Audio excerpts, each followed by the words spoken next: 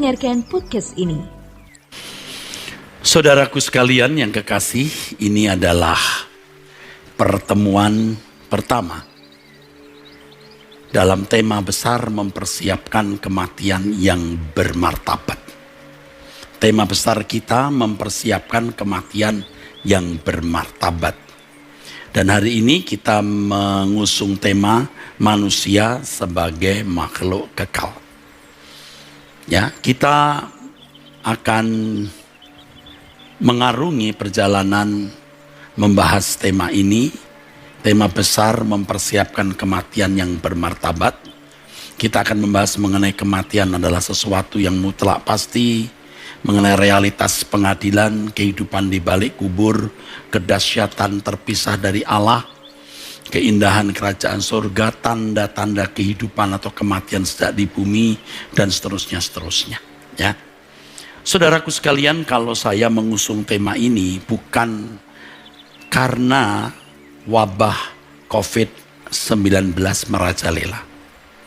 Ya, memang dengan wabah COVID-19 merajalela ini, tema ini akan sangat menjual, memikat, menarik perhatian. Dan suasana ini memang kondusif untuk menyampaikan hal mengenai kematian. Tetapi Bapak Ibu, saudara sekalian pasti tahu, atau paling tidak sebagian besar tahu, bahwa saya sudah sering berbicara mengenai kematian. Sampai-sampai saya dikenal sebagai pendeta kematian.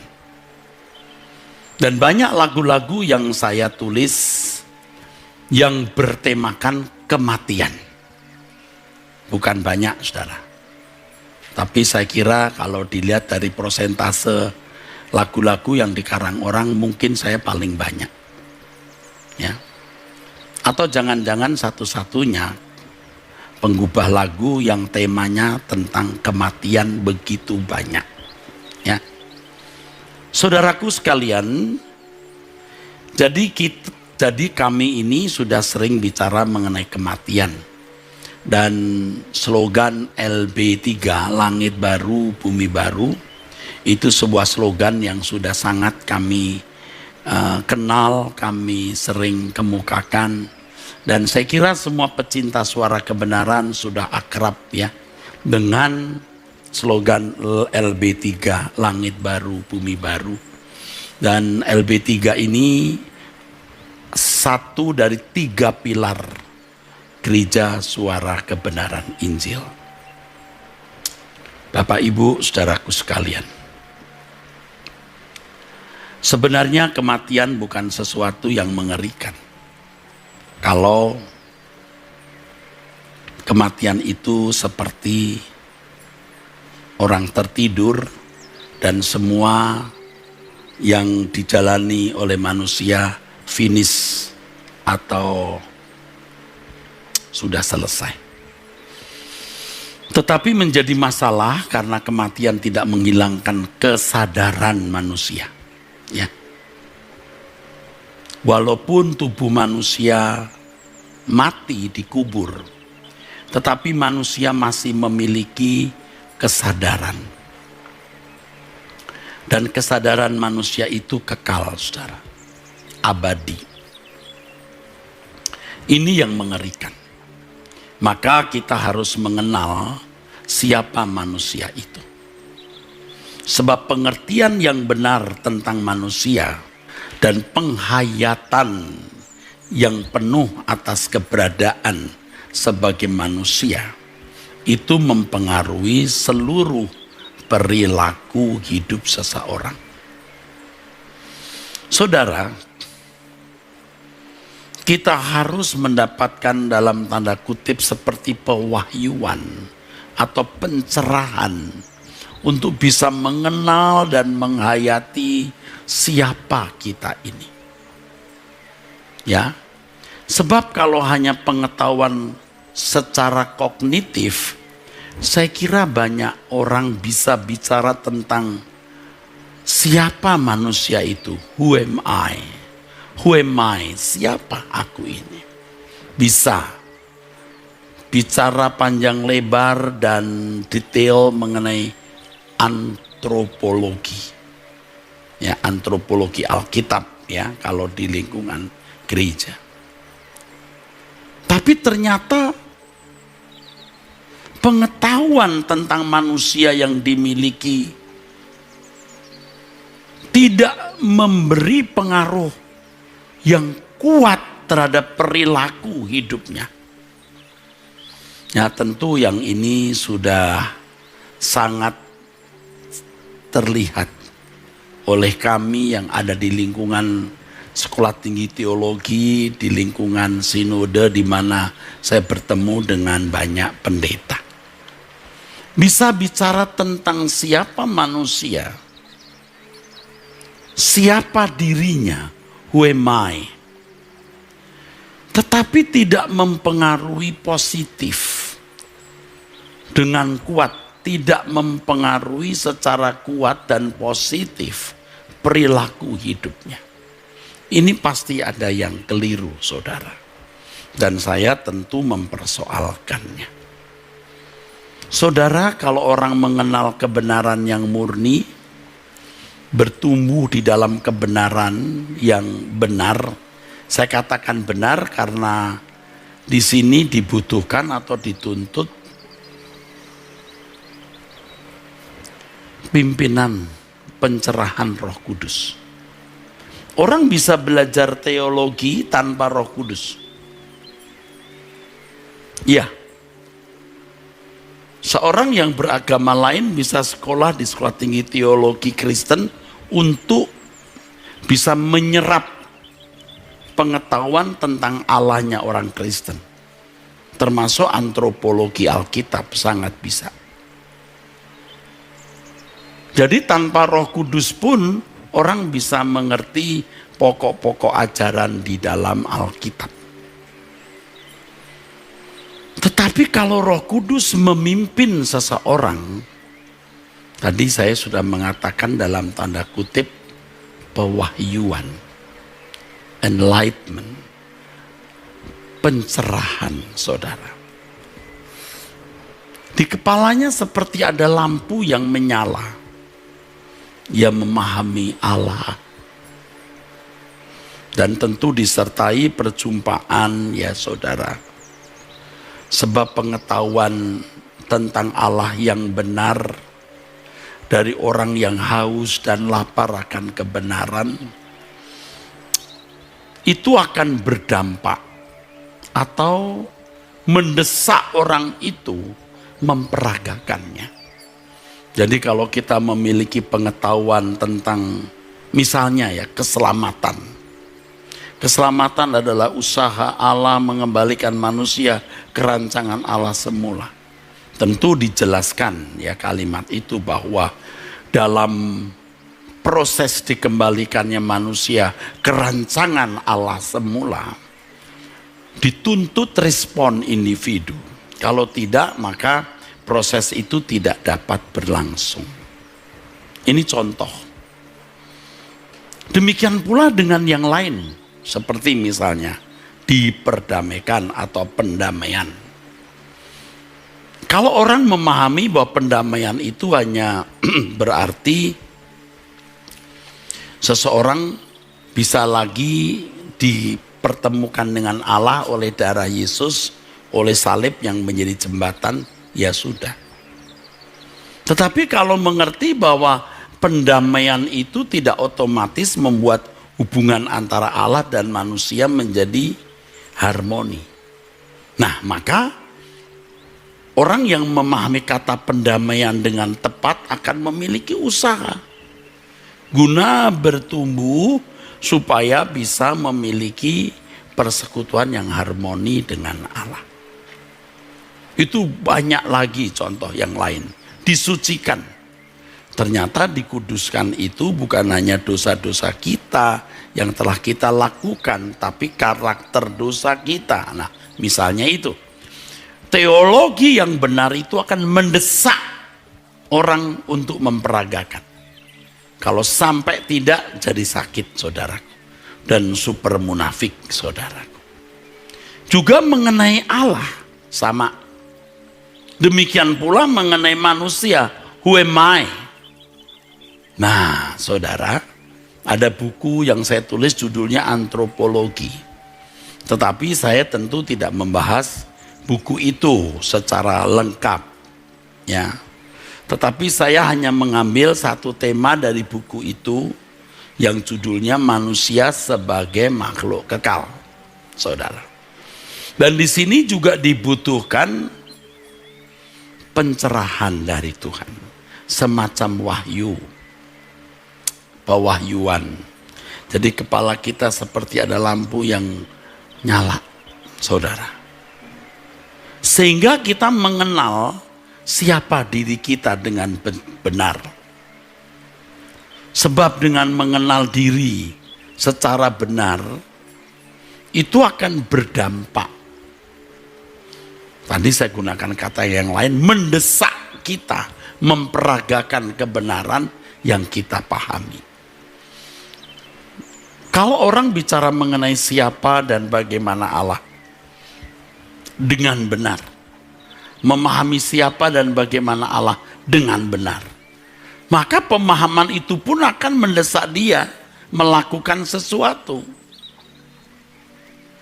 Demikian pula dengan kalau kita mengenal siapa manusia itu dengan benar, akan mendesak kita melakukan sesuatu.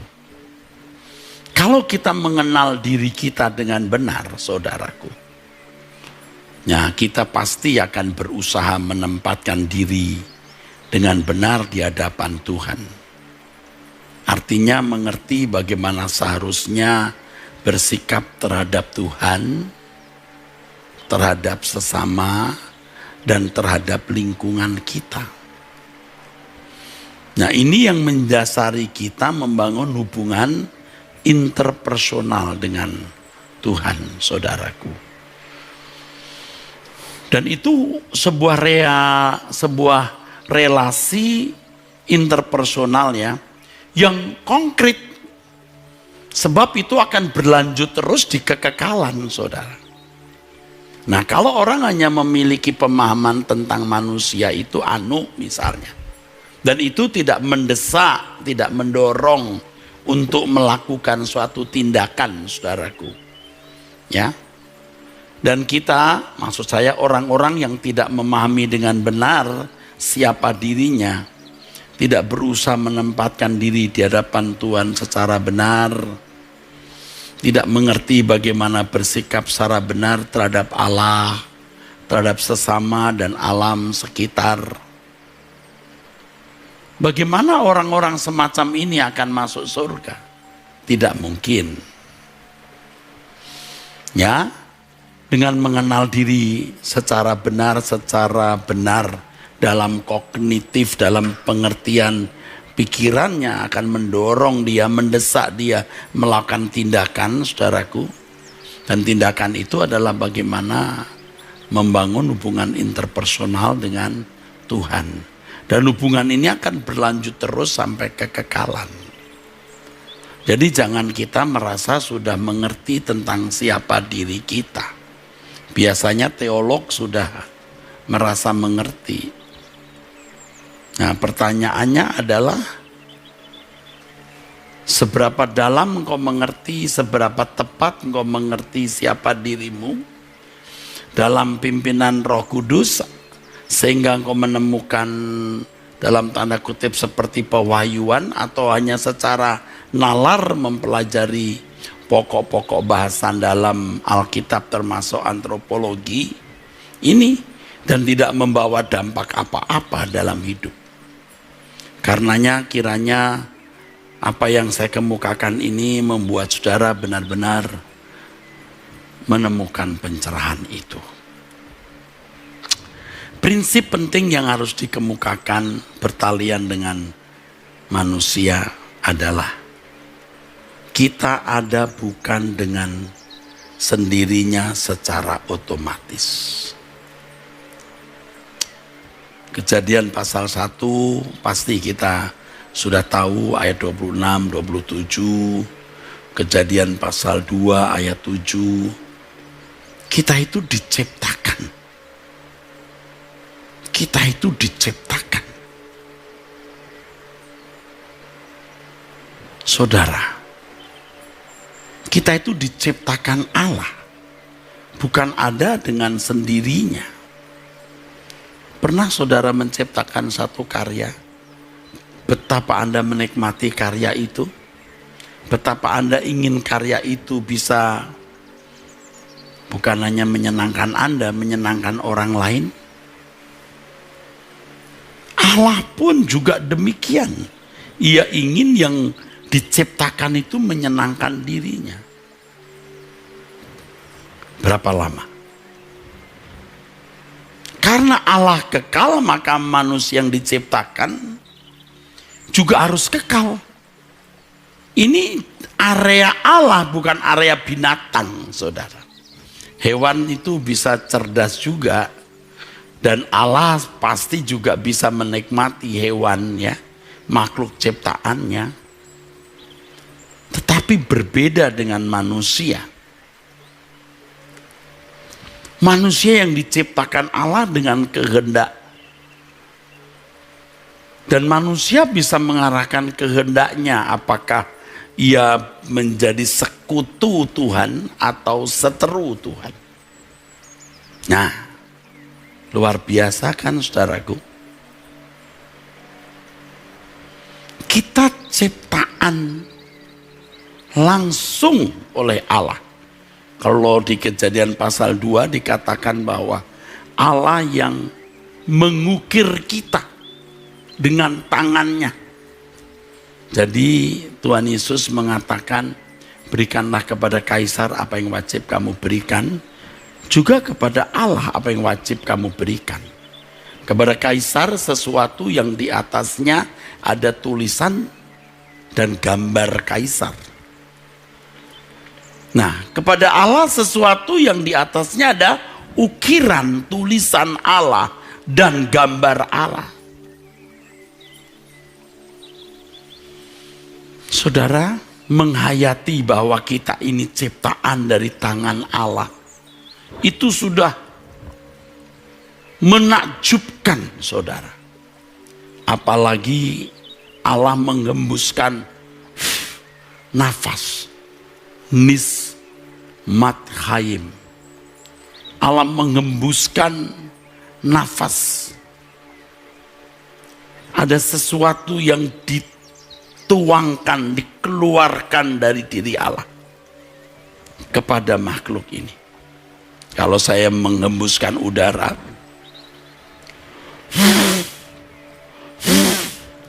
saya harus tarik oksigen dulu.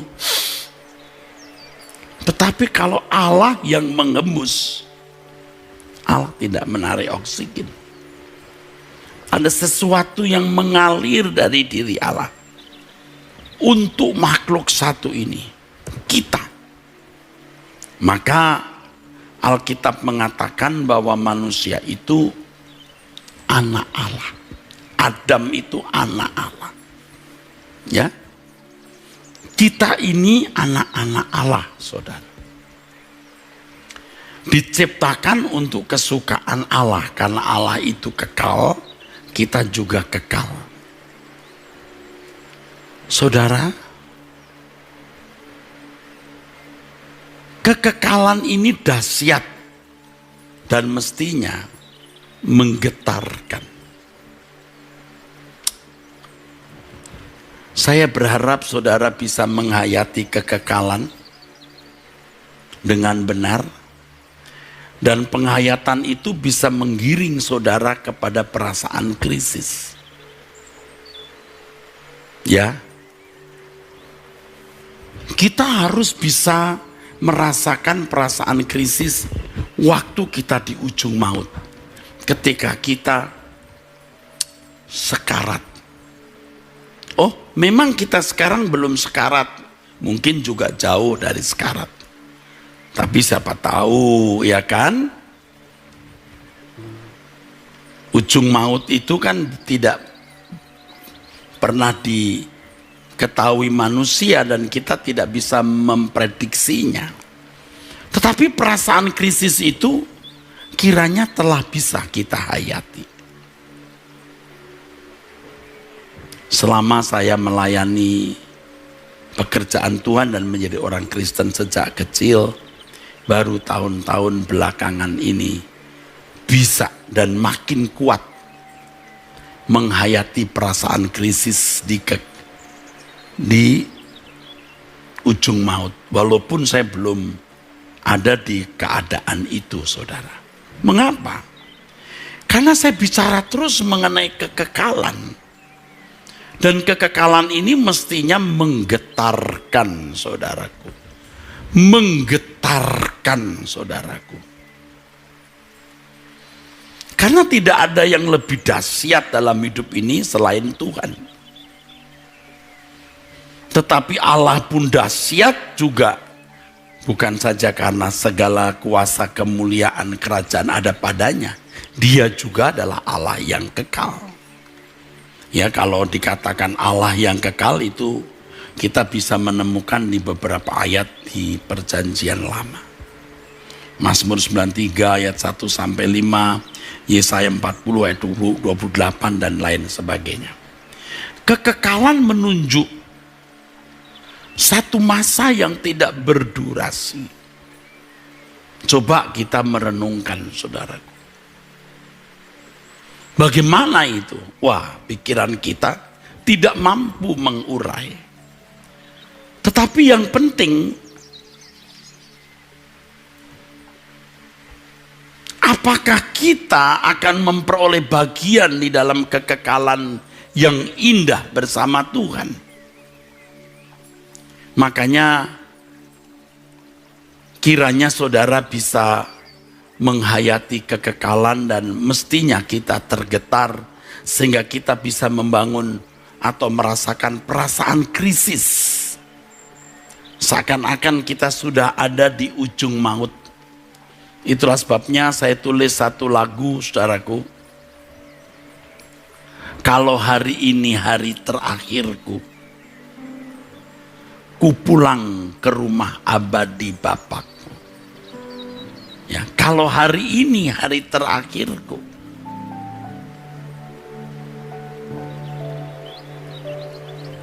Lagu ini sebenarnya mencerminkan atau lagu ini membuka wawasan kita bahwa kita harus benar-benar bersiap-siap menghadapi hari kematian kita.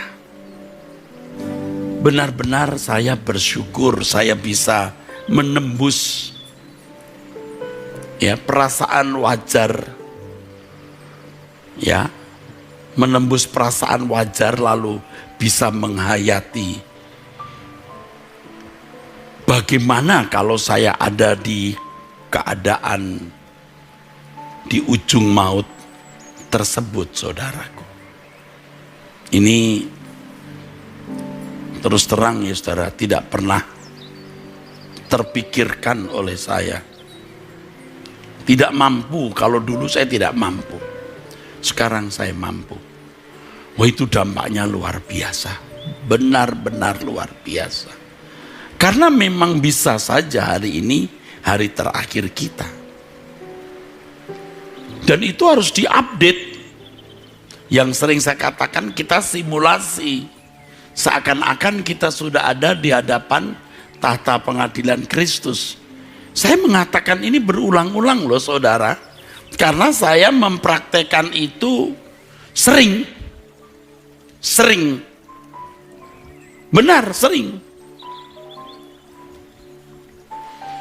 Nah, kalau saudara menyediakan waktu berdoa, bukan hanya mau tidur berdoa 5 menit, bukan. Berlutut. Saudara berdoa dengan saya jam 5 pagi, jam 5 kurang 20 saya sudah ada. Anda tahu nggak, 1:30 saya sering sudah bangun. Kalau saya bisa berdoa 30 menit, 45 menit, saya tidur lagi. Nanti jam 4:15 saya bangun. Kadang-kadang sudah tidak tidur. Tidak mudah, saudaraku. Nah, pada waktu doa pribadi itu simulasi kita lebih Mantap, karena saya tidak sedang memimpin doa dengan orang banyak, saya sendiri. Nah, indahnya saudaraku, ini subjektif tapi saudara harus mengalami. Jadi ketika kita berhadapan dengan Tuhan dalam doa itu, kita sudah mulai merasakan seberapa puas hati Tuhan kepada kita. Dosa-dosa kita sekecil apapun bisa nampak terbangkitkan. Nah, dari situlah saudaraku, perasaan krisis kita, seakan-akan kita ada di ujung maut, itu tumbuh terus. Dan ini membuat kita lebih hati-hati, saudaraku. Saudaraku, kekekalan itu realitas. Jangan kita anggap ringan. Makanya kita patut menghayatinya. Jangan seperti orang-orang agnostisisme atau agnotis, orang-orang yang skeptis dan menolak realitas kekekalan. Karena kalau orang tidak benar-benar menghayati realitas kekekalan, ia tidak mungkin berurusan dengan Tuhan secara benar. Fokus hidupnya pasti hal-hal yang bersifat fana. Tetapi orang yang bisa menghayati kekekalan dengan benar, pasti berusaha untuk berdamai dengan Tuhan. Tuh, teolog akan mengatakan, kan kita sudah diperdamaikan, Pak. Secara hukum kita memiliki akses untuk bertemu Allah dan mengalami perdamaian. Tetapi keberadaan kita yang membuat kita tidak berdamai atau tidak harmoni dengan Allah, maka kita harus mengalami proses. Ini teologi yang benar, yang mendorong orang untuk hidup benar, hidup suci, supaya bisa bersekutu dengan Allah. Ya, ini tidak digantikan dengan mengolah pikiran berteologi, tidak digantikan dengan membuka persekutuan doa dan membuka panti asuhan, panti jumbo dan lain-lain. Tidak bisa digantikan dengan aktif dalam organisasi kegiatan, organisasi gereja atau kegiatan pelayanan. Ya, ingat ya, dulu kita diliciki oleh diri kita sendiri. Sekarang jangan. Kesucian itu hal mutlak, saudaraku. Nah, kalau kita menghayati kekekalan, kita akan berusaha berdamai dengan Tuhan guna persiapan untuk kekekalan. Dan saya menyimpang sedikit, tetapi ini terkait. Kalau kita melihat berkat kekekalan, apapun yang kita persembahkan untuk Tuhan hari ini tidak ada artinya. Anugerah keselamatan luar biasa besarnya. Ia mengampuni dosa kita, menghapus salah kita. Dia menyediakan Roh Kudus dan mau bekerja dalam segala hal mendatangkan kebaikan bagi kita. Kita rela, saudara, memberi diri untuk diproses itu. Ya, karena kita makhluk kekal. Dan mengerikan kalau sampai kita tidak mendapatkan bagian dalam kekekalan itu. Saudara, kita terus percaya Alkitab. Ya, persepsi manusia yang tidak mengenal kebenaran jangan kita percayai, jangan kita ikuti. Rata-rata manusia di sekitar kita itu tidak menghayati kekekalan. Mereka bicara surga dan neraka, betul. Pendeta juga bisa bicara surga dan neraka.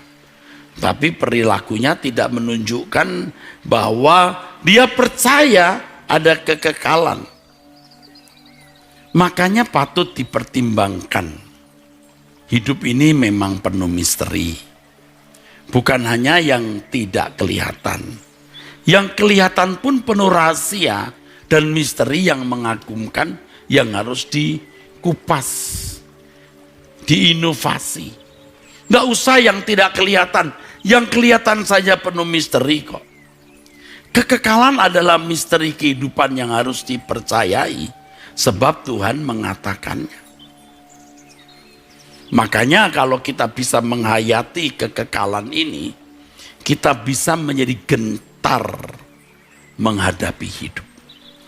Gentarnya bukan karena sekarang sulit loh cari nafkah, ada wabah COVID, begini, begono. Gentarnya karena kita ini melihat kekekalan, kita sedang menapaki kekekalan. Apakah ada di api kekal atau dalam kemuliaan kekal? Kegentaran ini mendorong kita juga untuk berlindung kepada Tuhan. Berlindung bukan karena masalah-masalah fana dunia. Kalau doa pagi saya sering melihat, ya sekilas melihat chatting, tidak semua kebaca. Adik saya Pak kena COVID, papa mama saya baru meninggal. Waduh, macam-macam di situ saudaraku. Tetapi percayakah saudara, masalah itu menjadi tidak besar kalau kita membandingkan, mengcompare dengan realitas kekekalan. Satu kali saya ada dalam kesulitan besar sekali. Saya meratap Tuhan. Meratap. Doa saya kuat. Saya meratap, ya Tuhan. Pasti saudara pernah ya. Meratap. Lalu ada suara di hati saya. Kenapa untuk kesucian demi kekekalan, kira-kira begitu, kamu tidak meratap seperti ini? Wah, itu titik balik saya loh saudara. Saya malu saudara. Iya Tuhan, ya bukan malu-malu sekali, tapi ada sedikit perasaan malu. Konyol ya, konyol sekali. Sebenarnya Tuhan memberi saya banyak pelajaran saudara. Seperti ya, kita itu kalau lagi tidak punya masalah ya dengan Tuhan kok setengah-setengah. Kalau ada masalah kita baru sungguh-sungguh. Itu licik, itu orang-orang itu licik. Kita minta diurapi dalam pelayanan, minta diberkati. Padahal kita punya agenda di dalam pelayanan itu. Sekecil apapun kita ikut, ya naik gitu. Itu licik. Nah, itu beberapa hal yang Tuhan ajarkan ya saudara. Nah termasuk ini. Kenapa kamu tidak meratap seperti ini? Demi kesucianmu untuk kekekalan. Aduh saudara. Itu titik balik saya saudara. Titik balik saya. Saya mengalami masalah yang bertubi-tubi. Waduh capek bener ya. Yang tentu tidak semuanya bisa saya ceritakan kepada saudara. Ya. Ya. Makanya kalau saudara perhatikan lagu-lagu saya di doa ya, pagi belakangan ini selalu soal lindungi aku, lindungi aku. Ya, ini bukan masalah fana saja, tapi masalah kekekalan. Sebab kegentaran kita terhadap kekekalan mendorong kita berlindung kepada Tuhan. Ini pertaruhan yang sangat mahal. Kalau orang main judi pertaruhannya berapa sih? Tetapi kalau kita hidup di bumi ini, pertaruhan kita itu kekekalan. Makanya Tuhan Yesus berkata, jangan takut kepada mereka yang dapat membunuh tubuh, tetapi yang tidak berkuasa membunuh jiwa. Takutlah terutama kepada Dia, Allah maksudnya, yang berkuasa membinasakan baik jiwa maupun tubuh di dalam neraka. Jangan main-main. Jangan main-main. Kebaktian beberapa waktu yang lalu saya berkhutbah. Orang yang pernah kecelakaan sampai kehilangan mata atau kakinya, baru naik kendaraan lebih pelan ya. Orang yang jatuh sakit, menderita berminggu-minggu, keluar dana, biaya lagi. Lalu setelah itu hati-hati pola makan, pola hidupnya ya. Orang yang jatuh miskin karena judi atau karena kesalahan tertentu, sekarang tidak lagi lah yang melakukan hal itu. Merasakan pahitnya jadi orang miskin atau jatuh miskin. Tapi orang tidak pernah ke neraka. Nah maka orang sembrono. Dan mengerikannya kalau sudah masuk neraka tidak ada kesempatan. Saudara salah pilih sekolah, salah pilih pekerjaan, salah pilih tempat tinggal, bahkan salah pilih jodoh.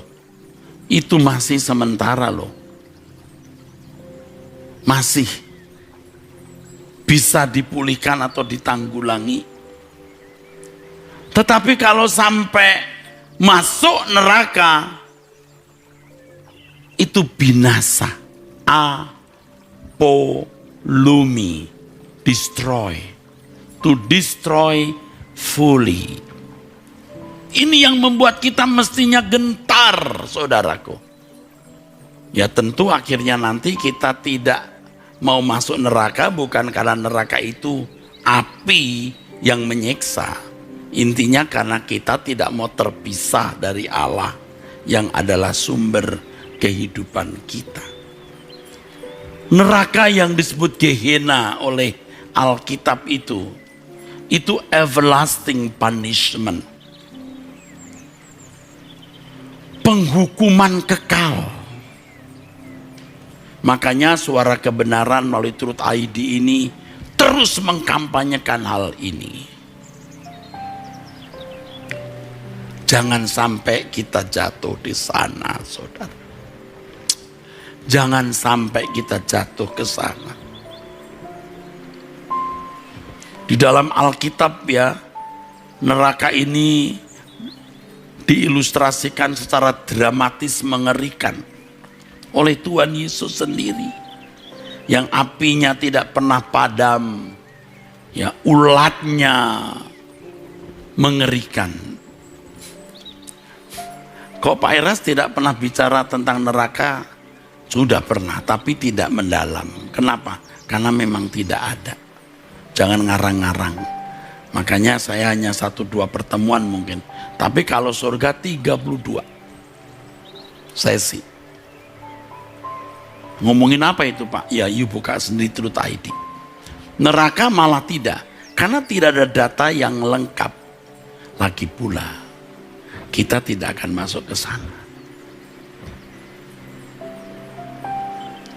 Manusia memiliki kekekalan.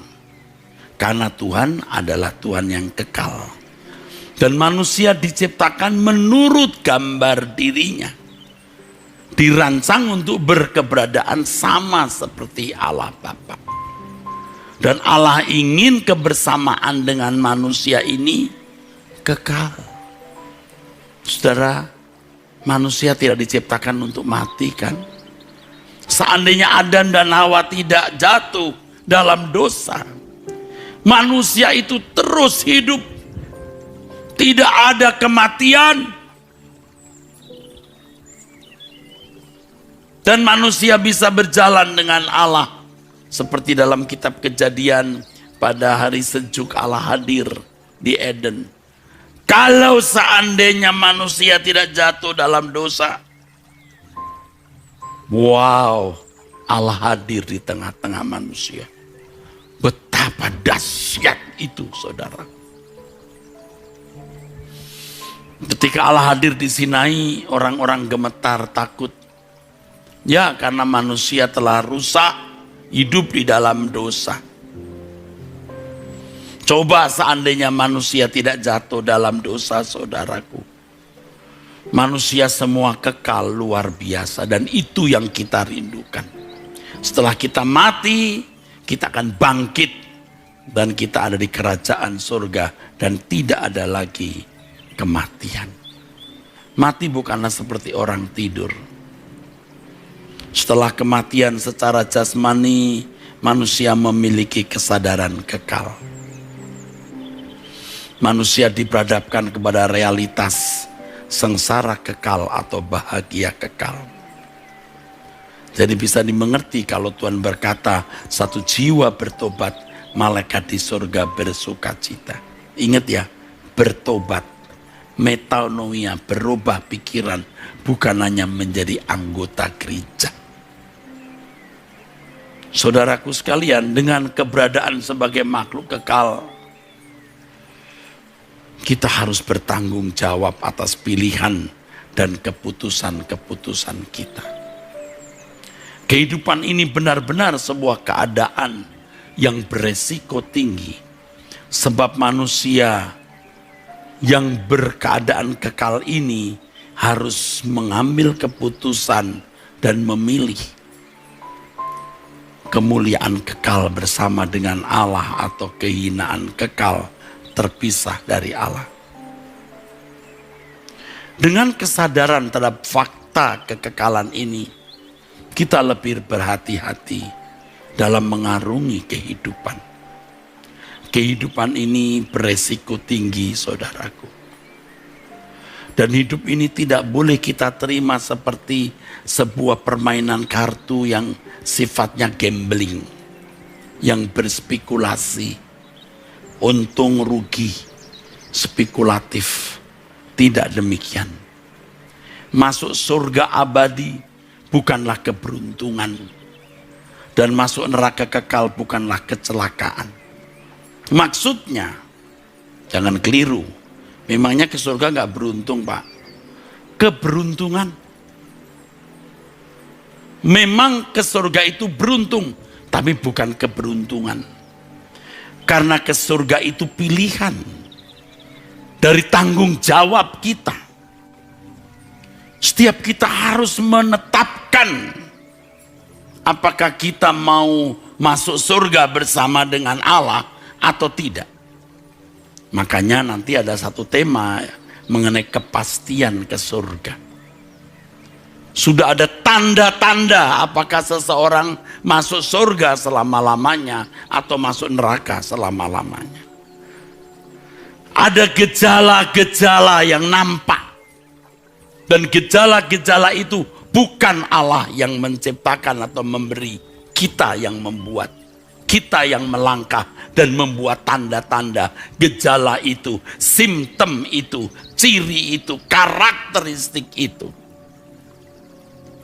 Saudaraku, bagaimanapun setiap kita harus memilih dan menentukan nasib kekal kita. Luar biasa, saudara, manusia makhluk kekal dan harus menentukan nasib kekalnya. Orang yang mengabaikan fakta ini, orang-orang bodoh yang tidak berakal. Makanya orang itu nampak apakah dia mau masuk surga nanti atau neraka, dilihat hari ini, dia bodoh atau bijaksana. Dari keputusan, pilihan, dan tindakan-tindakan, nampak apakah orang itu menuju kerajaan terang atau kerajaan kegelapan. Hidup ini tidak bertepi, saudara, dan kita sedang melangkah menuju kehidupan yang tidak bertepi itu. Maksudnya bertepi di kerajaan, tidak bertepi di surga atau tidak bertepi ya di tempat yang hina. Tidak bertepi di surga atau tidak bertepi di neraka, saudara. Kehidupan yang tidak bertepi adalah realitas yang sangat dahsyat dan benar-benar menggetarkan. Hidup yang tidak terbatas. Dan ini mengandung rahasia yang penting untuk dimengerti dan direnungkan. Sampai saudara akan mendapatkan pencerahan dari Allah. seperti ada lampu yang menyala di kepalamu. Kalau engkau selama ini melihat surga masih bayang-bayang, akan nampak jelas. Sebaliknya engkau seakan-akan sudah melihat neraka yang begitu mengerikan. Kita mau menjauhi tempat itu. Dan kita juga mengajak orang untuk tidak masuk ke tempat itu. Saudaraku, berangkat dari pemahaman tentang hidup yang tidak bertepi ini, kita menjalani hidup untuk menuju tempat yang nyaman yang tidak bertepi. Tempat yang tidak bertepi tapi yang nyaman. Bukan tempat yang tidak bertepi tapi neraka. Saudaraku sekalian, hidup ini tidak terbatas. Manusia adalah makhluk kekal karena Allah mengembuskan nafas ke hidung manusia. Dan yang kedua, manusia diberi kehendak bebas untuk menentukan nasib kekalnya. Kita yang harus memutuskan. Kita yang harus memilih. Kalau saudara selama ini hidup di dalam dosa, lalu saudara masih berpikir aman-aman saja, bahaya. Apalagi masa COVID, Anda bisa terpapar dan mati dengan lebih cepat. Kalau saudara tidak mulai bertobat sekarang, saudara tidak akan pernah mempunyai kesempatan. Itu mengerikan sekali, saudaraku. Maka melalui Truth ID ini, saudara, saya terus mengkampanyekan langit baru, bumi baru. Saya terus mengkampanyekan untuk hidup tidak bercacat, tidak bercela. Walaupun ini tentu pertaruhannya mahal sekali. Tetapi no choice, tidak ada pilihan. Sadari bahwa kita makhluk kekal, hayati ini. Ya, biar ini menggetarkan jiwa kita, saudara. Dan Tuhan akan memberikan pencerahan di dalam pikiran saudara. Seperti lampu nyala. Anda akan melihat surga bukan lagi berkabut, tapi jelas. Anda melihat neraka itu jelas. Sehingga Anda punya perasaan krisis terhadap neraka yang mengerikan. Dan kita menjauhi dosa. Menjauhi kejahatan. Saya mengerti kadang-kadang orang sudah diingatkan hanya sadar sejenak. Atau mungkin tidak mau sadar. Kalau digunakan bahasa bebasnya, dia berkata, masa bodoh. Aku tidak peduli, itu nanti saja. Sekarang aku mau hidup. Hidup cara anak dunia. Saudara, orang-orang yang berbakat masuk neraka kalau berpikir begitu. Atau karena kebodohan saudara tidak mengenal kebenaran, saudara merasa pokoknya yakin mati masuk surga. Masuk surga bukan diyakini, saudara, tapi dialami. Percaya Yesus pun kan bukan hanya pikiran, tapi tindakan. Kita akan memiliki pertemuan yang panjang, mengarungi samudera tema mempersiapkan kematian yang bermartabat. Hari ini pertemuan pertama, masih seperti introduksi. Ke depan kita akan membahas hal-hal yang lebih mendalam. Amin.